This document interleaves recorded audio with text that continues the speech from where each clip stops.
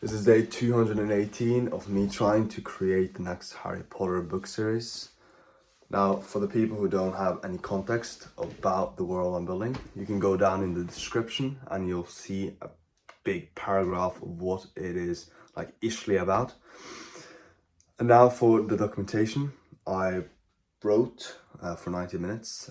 A thing I've been thinking about is like getting into this.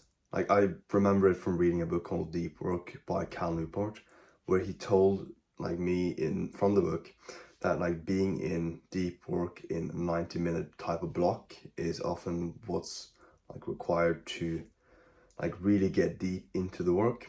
And that's what I try today.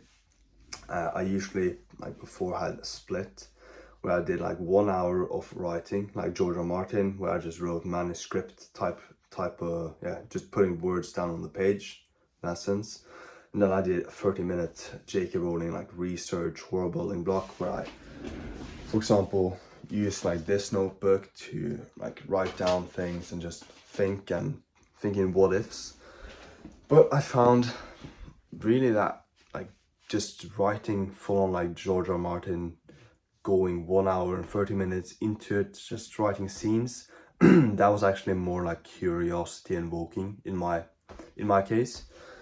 And what I thought was like, I thought that writing what if scenarios would be like the part where I was like most curious, but in my opinion and experience, I found that just getting right into it, just getting right into writing the book series and just finding the next scene of 500 words to write, that was like the most alive, deep work I could like muster.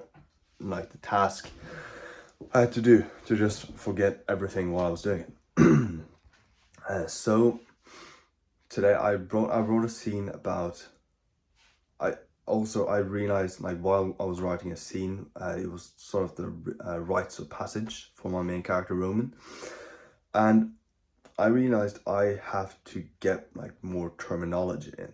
I have to read more fiction and like translate more words so I can put them into my writing sessions, because when I was trying to describe sort of a chamber room, I didn't have that much terminology to go and back up the descriptions I wanted to. So that's an insight I want to take with me forward, that I need to get more like attentive while I read. I need to read more active instead of read passive, because all the words I actually have to translate the definitions and figure out the words so I can actually use them effectively at writing. When I read, for example, Game of Thrones, I can tell that George R. Martin has really like studied and understood the words he's using. And yeah, that's it for this documentation. There's nothing more I want to add today. So yeah, that's another day into a very long journey. Take care.